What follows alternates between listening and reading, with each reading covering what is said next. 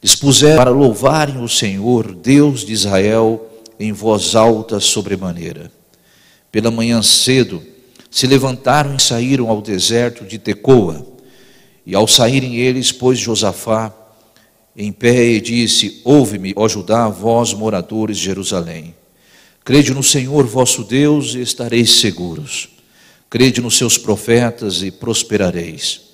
Aconselhou-se com o povo e ordenou cantores para o Senhor, que vestidos de ornamentos sagrados e marchando à frente do exército, louvasse a Deus, dizendo: rendei graças ao Senhor, porque a sua misericórdia dura para sempre. Tendo eles começado a cantar e dar louvores, pôs o Senhor emboscadas contra os filhos de Amon e de Moabe e dos montes de Seir, que vieram contra Judá e foram desbaratados. Porque os filhos de Amon e de Moabe se levantaram contra os moradores dos montes de Seir, para destruir e exterminar, tendo eles dado cabo dos moradores de Seir, ajudaram uns aos outros a destruir-se. Tendo Judá chegado ao alto, que olha para o deserto, procurou ver a multidão, e eis que eram corpos mortos que jaziam em terra sem nenhum sobrevivente. Vieram Josafá e seu povo para saquear os despojos, e acharam entre os mortos riquezas em abundâncias e objetos preciosos, e tomaram para si mais do que podiam levar. 3 dias saquearam o despojo, porque era muito. Ao 4º dia se juntaram no Vale da Bênção, onde louvaram ao Senhor, por isso chamaram aquele lugar de Vale da Bênção, e até hoje tem este nome. Então voltaram todos os homens de Judá e Jerusalém, e Josafá à frente deles, tornaram para Jerusalém com alegria, porque o Senhor os alegrara com a vitória sobre os seus inimigos. Vieram para Jerusalém com alaúdes, harpas, trombetas, para a casa do Senhor, diz as Santas Escrituras. Esse texto que nós lemos, que acabamos de meditar na leitura, é um texto que traz a história do povo de Israel em um momento de angústia, um momento difícil, um momento muito complicado, quando este povo estava cercado por 3 exércitos inimigos: os moabitas, os de Amon e os de Seir. E diz a história que Josafá se colocou em uma situação muito difícil para decidir o que fazer. Dentro da perspectiva humana, Israel seria derrotado, não haveria o que fazer, porque lutar contra 3 exércitos era algo quase impossível para Israel. E isso aconteceu simplesmente por um motivo: Israel na história vinha ganhando várias guerras, e essas guerras eram vistas pelos inimigos. E eles se uniram e disseram: se nós nos unirmos, nós temos possibilidade de vencer Israel. E eles ficaram em uma situação difícil. O historiador Flávio Joséfos, ele diz que esses homens chegaram a ter 300.000 soldados contra Israel. Israel tinha em torno de 60.000 soldados na época. Então, possivelmente, eles seriam derrotados.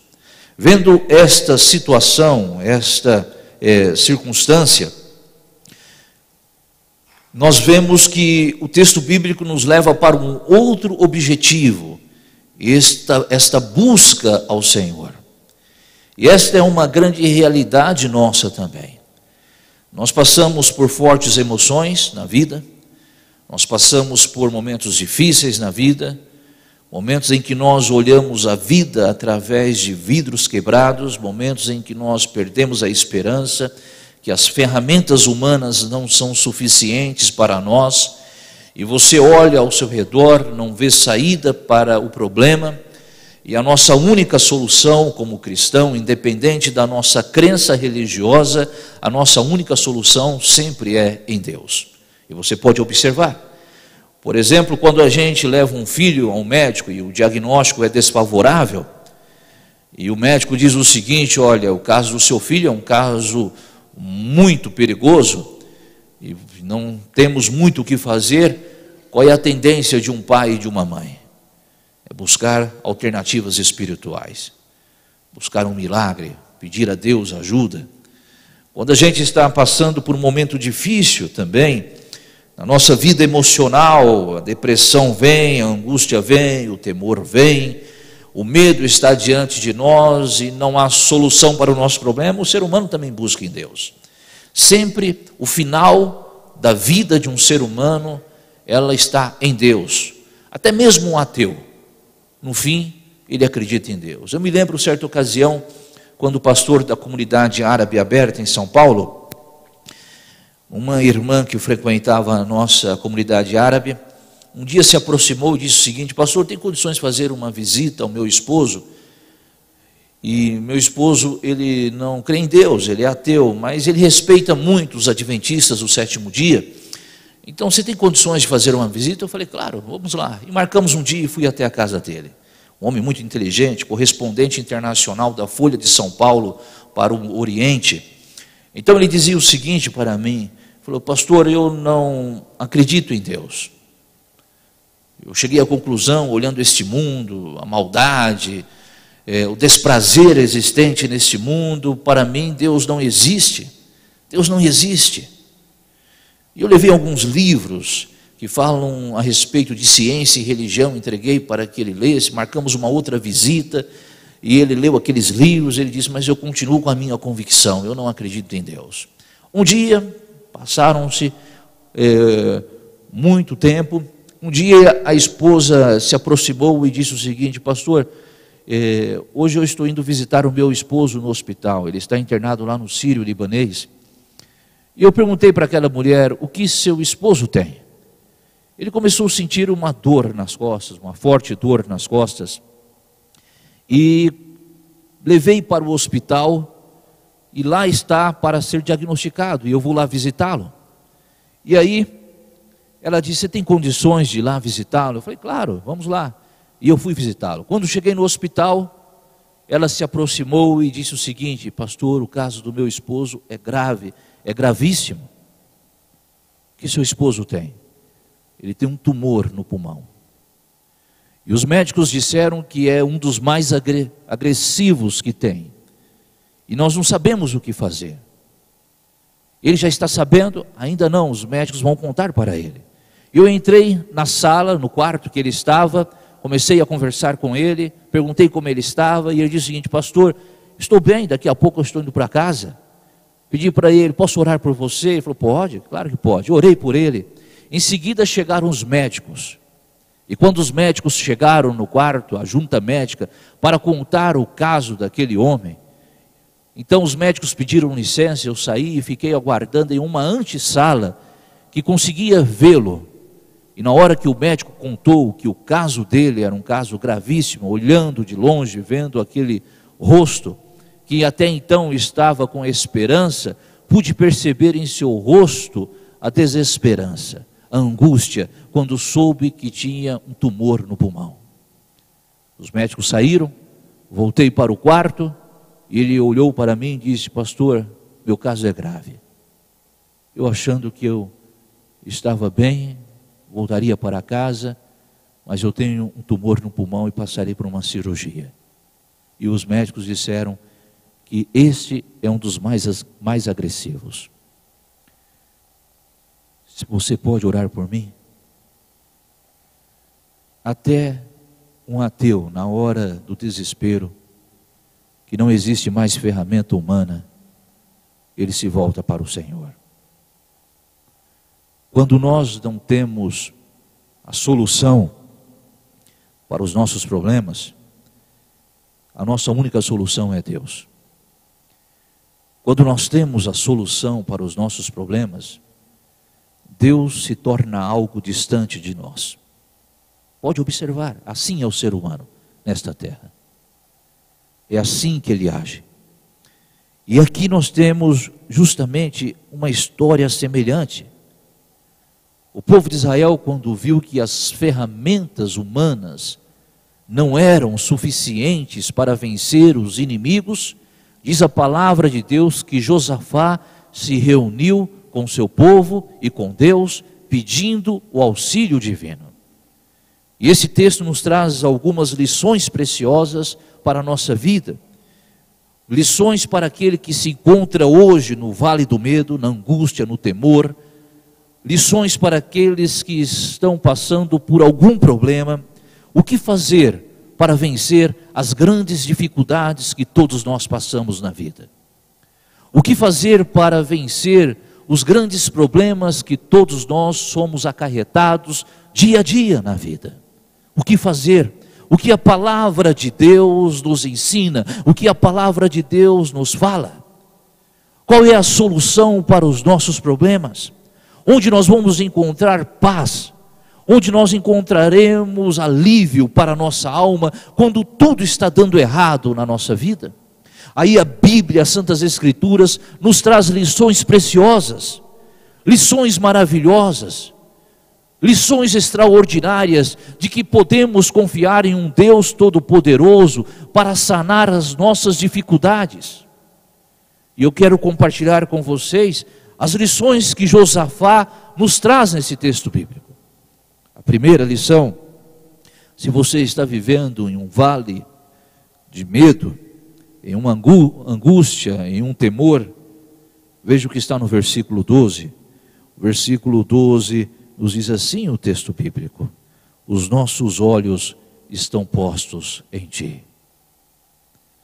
Os nossos olhos estão postos em ti. A última parte: porém os nossos olhos estão postos em ti. Meu querido, quando nós estamos vivenciando os piores momentos da nossa vida, dos nossos anseios destruídos, vivendo as angústias do ser, aqui está uma receita para a vitória: olhar para Deus, aguardar no Senhor. E esta é uma grande dificuldade que nós temos. Nós alcançamos autonomia, nós alcançamos a força, o poder para realizar aquilo que desejamos. E nós não estamos treinados para olhar para Deus. Nós olhamos para aquilo que nos traz uma segurança palpável. Ser humano é assim. Porque olhar para Deus é olhar para a fé, e aquilo que é fé nem sempre traz segurança para nós. Porque fé não se vê, fé não se pega, fé não se sente, fé não é palpável. Fé não é uma ferramenta que você tem em mãos e que a qualquer momento você tem que usá-la. Por isso que é fé. A fé é essa perspectiva que nós temos, que quando tudo está dando errado na nossa vida, quando tudo está num processo de destruição na nossa vida, a nossa única solução é acreditar no invisível. Agora imagine uma mente do século 21 crer no invisível. Imagine uma mente do século 21 ter condições de acreditar naquilo que aparentemente não existe. Não existe porque você não vê, não existe porque você não pega, não existe porque você não anda, você não está ali a todo tempo. Porque para o ser humano o que existe é aquilo que é racional, e fé não é um sistema de raciocínio lógico. Fé é um sistema de raciocínio espiritual. É crer até no impossível. Mas a Bíblia nos diz, a palavra de Deus nos diz que a fé, quando é exercitada na nossa vida, chama a presença de Deus em nosso ser. Chama a presença do Senhor. Olhar para Deus em um momento de angústia é você ter confiança no Senhor. E aqui o profeta, ele está trabalhando uma questão muito importante no original, no hebraico, que é o seguinte: a ideia que o profeta está passando é de um filho desprotegido que olha para o seu pai, esperando a ajuda de seu pai e de sua mãe. Então, quando o profeta, ele diz aqui no texto bíblico: porém os nossos olhos estarão postos em ti, estão postos em ti, é como um filho, alguém desprotegido, que agora, sem solução, precisa da ajuda de um pai, e aquele filho olha para o seu pai, aguardando agora uma resposta do seu pai.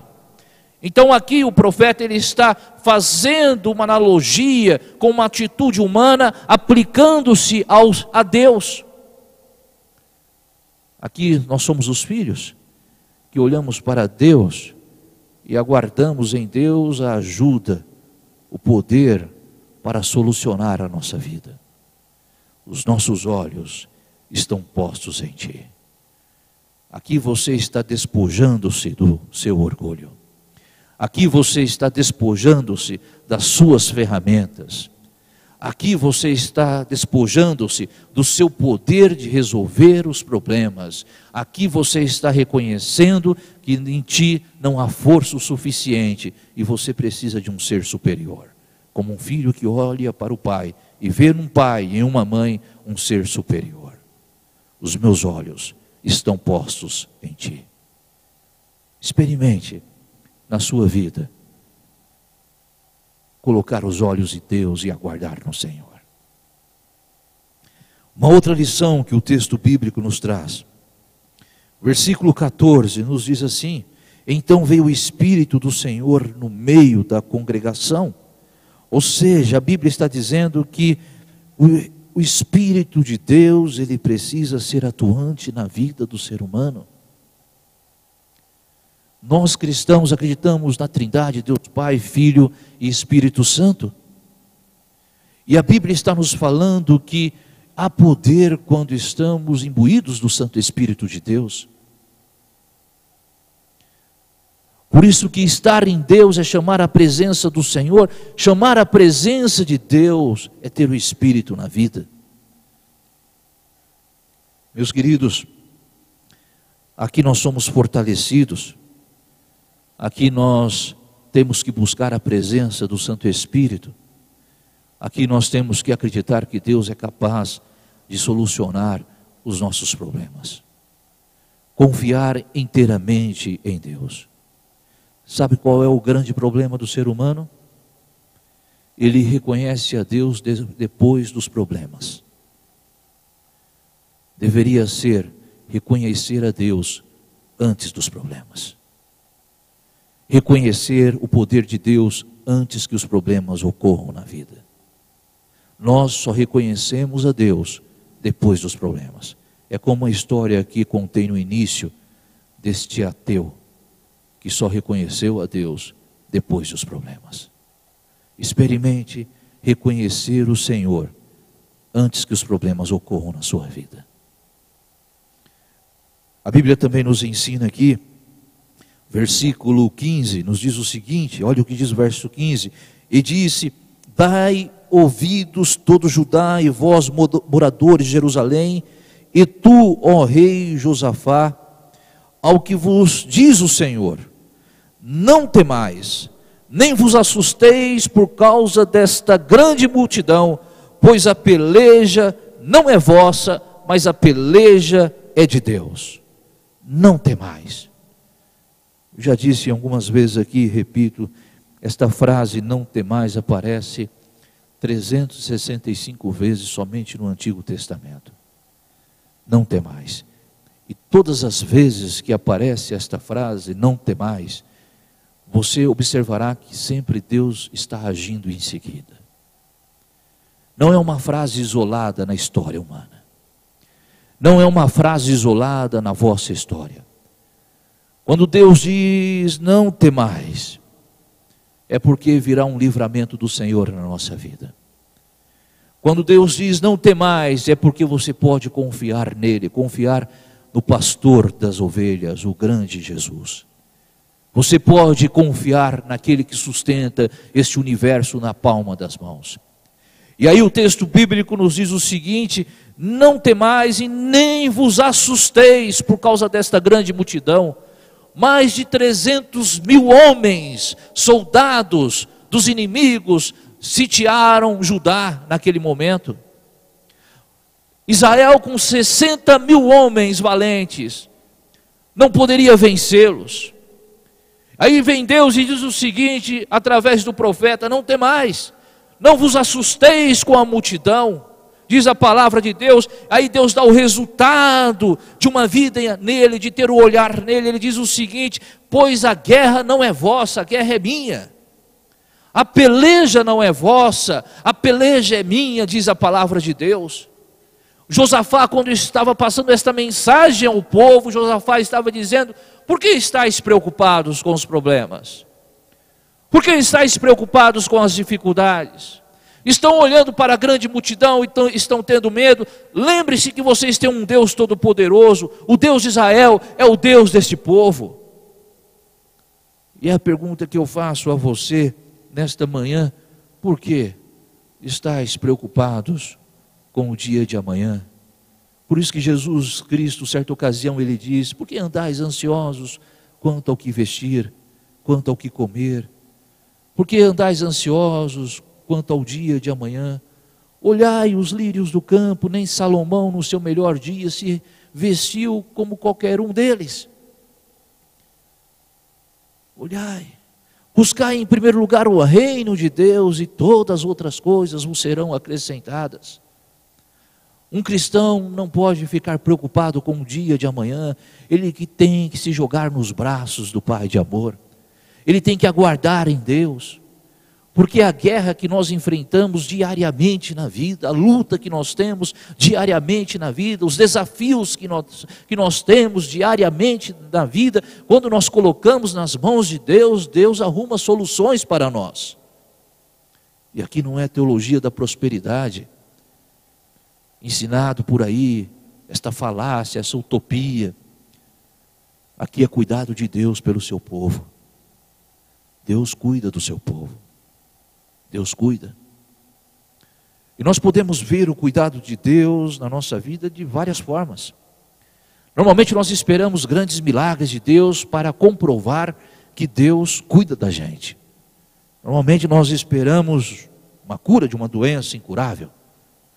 É isso que nós esperamos. Esperamos a solução de um problema infindável.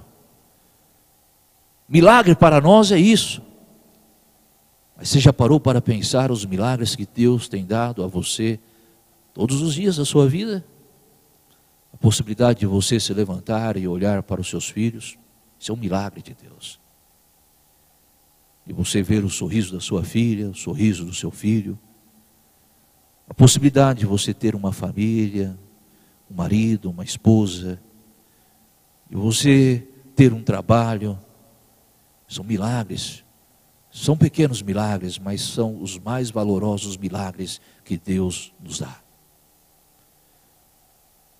E você ter a possibilidade de experimentar a vida com a sua família. Alguém aqui da igreja me indicou um restaurante, e a primeira coisa que veio na minha cabeça, e disse que é um bom restaurante aqui na Moca, e a primeira coisa que veio em minha mente foi a seguinte: eu preciso levar minha família lá. Você tem prazer nisso? De conviver com a sua família? São milagres que nós temos de Deus diariamente na nossa vida. Milagre de você colocar o pão de cada dia na sua mesa, de ter o que comer, de ter o que dar aos seus filhos. Milagre de ver os seus filhos ingressando nas universidades, se tornando criaturas valorosas na sociedade, baluartes nesta sociedade difícil. Tantos jovens desencaminhados, destruídos nas drogas, no álcool. Pais perplexos, desesperados, porque os seus filhos estão destruídos e não sabem o que fazer. Aí você olha para os seus filhos e diz: lá estão eles, valorosos, estudando, com um sorriso no rosto, com saúde, daqui a pouco ingressando nas universidades, tendo a própria vida, ganhando o dinheiro deles, sendo baluartes na sociedade. São milagres de Deus que a gente às vezes não dá valor. Milagres que Deus nos mostra todos os dias. E sabe por que acontece isso? Porque todos os dias Deus está vencendo por você uma multidão. Todos os dias. Todos os dias Deus está dizendo a você: a peleja não é sua, a peleja é minha.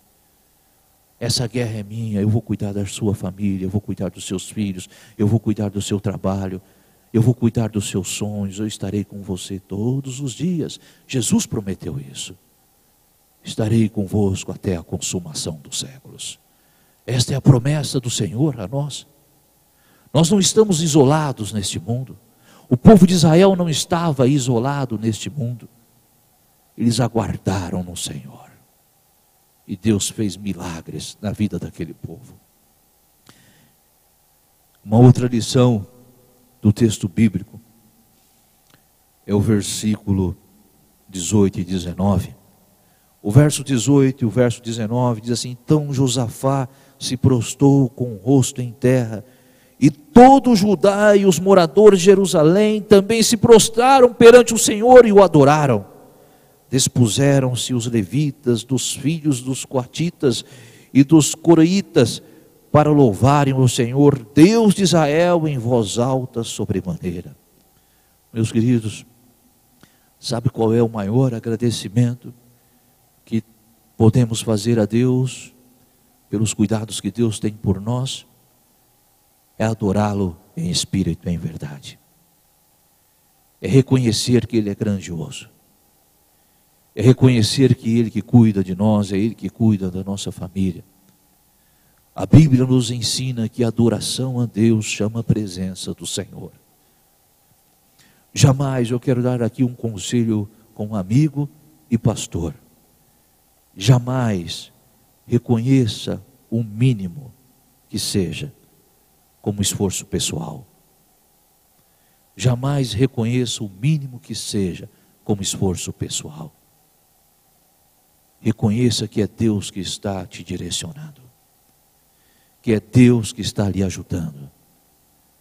A Bíblia nos diz que Josafá reuniu o seu povo, todo Judá, todo Israel, todos os moradores de Jerusalém, no momento mais difícil daquele povo. O exército dos inimigos estavam ali em volta de Judá. 300.000 homens, diz Flávio Joséfos, historiador do primeiro século. 300.000 homens inimigos, contra 60.000 homens israelitas.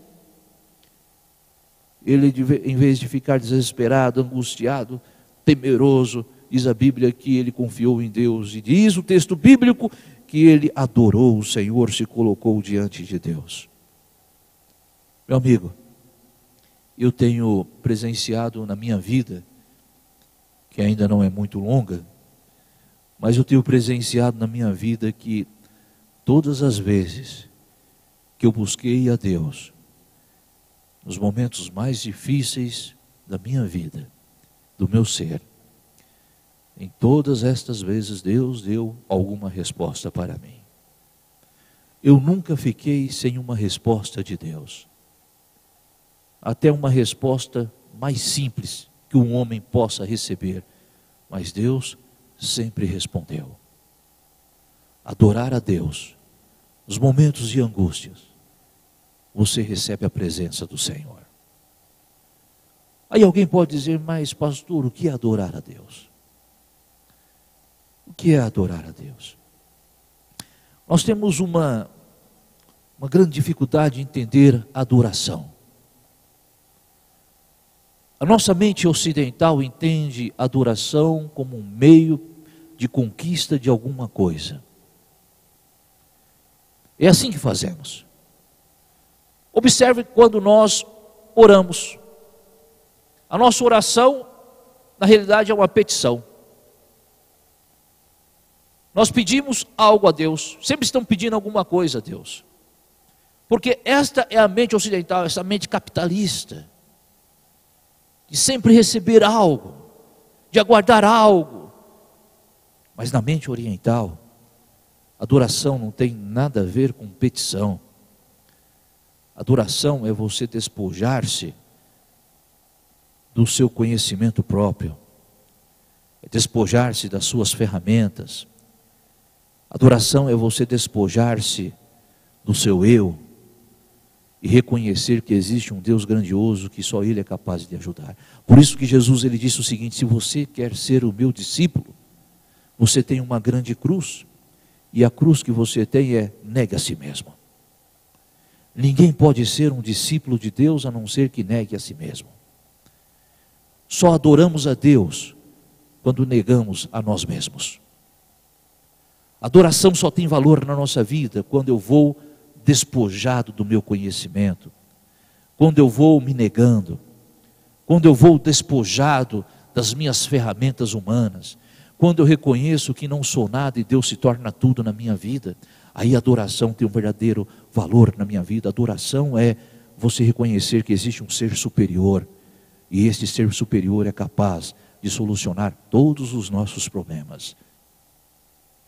Isso é adoração, verdadeira adoração. Eu quero dar a última lição para nós encerrarmos esse texto. E a última lição está no versículo 20. Tem muitas lições aqui o texto, mas eu quero fechar com essa. A última lição está no verso 20. A Bíblia nos diz o seguinte: crede no Senhor vosso Deus, e estareis seguros. Crede nos seus profetas e prosperareis. Qual era o papel do profeta no antigo Israel? Ele era um porta-voz do Senhor, um porta-voz de Deus. O profeta, ele orientava o povo naquilo que Deus desejava. Israel teve muitos profetas, profetas que orientaram o povo, que direcionaram a vida do povo, mediante a vontade soberana de Deus. Era um porta-voz do Senhor. E nós vemos na história de Israel, a história antiga de Israel, que todas as vezes que Israel não ouviu a voz do profeta, ou a voz de Deus, Israel sofreu. Quando a Bíblia nos diz que nós temos que crer nos profetas, a Bíblia está nos falando da palavra do Senhor. Crer na palavra que sai da boca de Deus. Crer na vontade de Deus para a nossa vida. E quem aceita a vontade de Deus para a vida, ele sempre estará seguro. Sempre estará seguro. Jamais ele será um derrotado. Ele vai cair, porque faz parte da vida cair. Ele vai se machucar, porque faz parte da vida se machucar. Ele vai se entristecer, porque faz parte da vida se entristecer. Ele vai chorar, porque faz parte da vida chorar. Mas depois do choro, depois da queda, depois de ter se machucado, ele se levantará e sairá vitorioso. Porque esta é a promessa de Deus para aqueles que aceitam Deus como supremo na sua vida, como ser supremo. Nós vamos cair, nós vamos nos machucar, nós vamos se entristecer, vamos chorar, mas depois de todas estas mazelas na nossa vida, nós nos levantaremos e nós sairemos vitoriosos. E assim encerrou a história de Josafá. A Bíblia nos diz que Deus confundiu a cabeça do exército inimigo. 3 nações estavam ali para destruir Israel. 3 nações. Em vez deles lutarem contra o povo de Israel, começaram a lutar contra si. Israel não precisou levantar uma arma sequer. Não precisou ir para a batalha. Porque Deus disse ao povo: esta batalha não é vossa, esta batalha é minha. Confiar nas promessas de Deus, confiar na palavra do Senhor, crer na palavra de Deus, mais cedo ou mais tarde, seremos preenchidos pela vitória em Cristo Jesus. Que Deus abençoe vocês, que a graça de Deus esteja com vocês hoje e sempre, e que vocês sejam fortalecidos pelo poder do Altíssimo. É o nosso desejo e a nossa oração. Amém.